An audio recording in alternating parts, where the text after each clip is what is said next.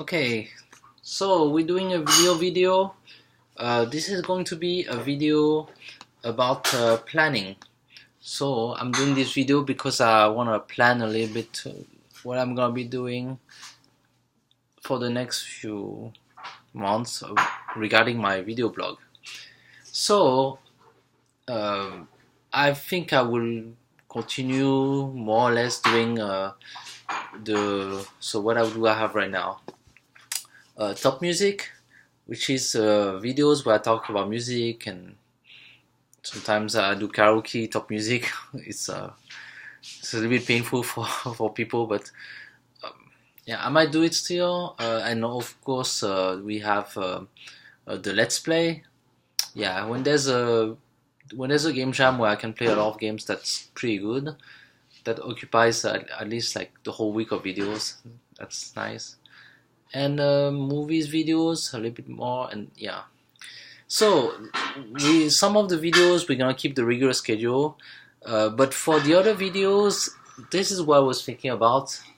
I want my videos to just kind of like not only improve but also be productive for me. So okay. Oh yeah, we're still gonna have like some videos where I'm teaching some stuff like Sudoku, maybe Rubik's Cube, maybe or some other stuff. But I also want the videos to be useful for me. And I was thinking, okay, I want to start a game project.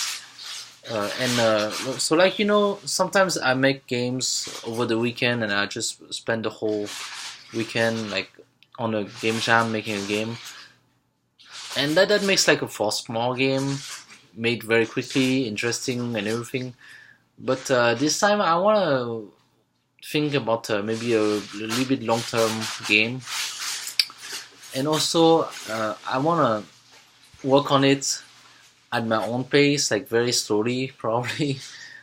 Just like once in a while when I have time, just put some into it, but I'm not going to go spend a lot of crazy time on it, because this is really for enjoyment, so yeah, I feel like working at my own pace, that's a good thing.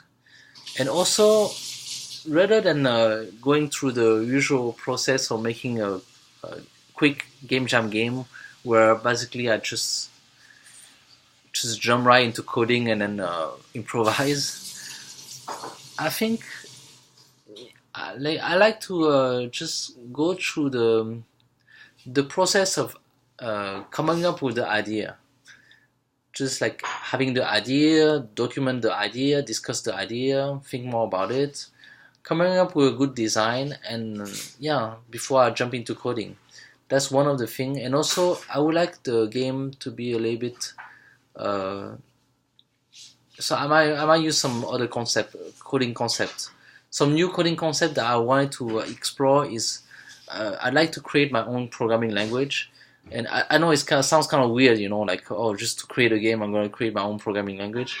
That's because there's some concept that I would like to explore in terms of programming that don't actually exist right now, which is the idea that you send an object to some kind of engine, and then it processes the object as if it's code.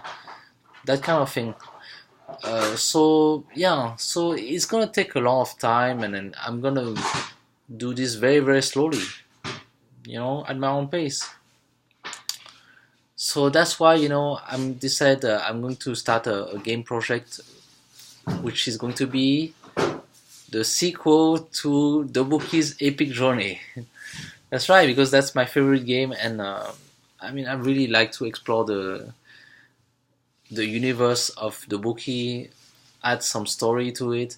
I have a lot of story in my mind, The thing is, right now, the story of Dobuki is exploring just all the planets to try to find the Sword of Legend to defeat the Emperor, and then on the way he meets Yukim, who is a very popular singer, and he kind of falls in love with her, and then they have adventures together. So that was the first Dobuki game, and uh, that went pretty far. But I really wanted to explore more this whole universe, and have like a lot of series with Dobuki uh, going from planet to planet. And I was thinking, okay, instead of having just like the regular planets, like the first one is like the normal planet, right, and the desert planet and the ice planet. I want to have a lot more different planets, like crazy planets. We can have like the water planet or the forest planet. Kind of like in Star Wars. You have all those kind of planets. But I was thinking like going even further into the craziness. Like we can have the bubble planet, like the whole planet is like full of bubble gum. Um, the messed up gravity planet where things go up and down and crazy. The planet filled with creature, like basically it would be the whole planet is just like a giant blob of creatures just meshed together. Like there's absolutely nothing except just those creatures stuck next to each other. I don't know. I have so many ideas. The the Yeah, basically just let my imagination go wild and just create different planets for the Wookiee. Hmm? I'm doing the video. So, uh, so yeah, that's the idea. What else can we think about? Okay, let's think about the plan. Next video, I'm going to do some kind of retrospective on Dobuki's epic journey and explain uh, how I came up with that game, what was the process of creating the game, and what was the pain point, and what was the good parts of the game. And of course, like the new game is not going to be in Flash anymore. It's probably going to use JavaScript, but well, we'll see. Some part of it is JavaScript, some part of it C++, perhaps, some part of it Java. I'm not exactly sure yet, but it's going to go a different direction. But anyway, so next is going to be retrospective, and then we're going to go into some story parts, some story elements of the new Dobuki game, especially like you know ironing out the different characters into the new Dobuki story. So if you're a fan of Dobuki's epic journey, then I hope you're excited as much as I am, because it's gonna be awesome.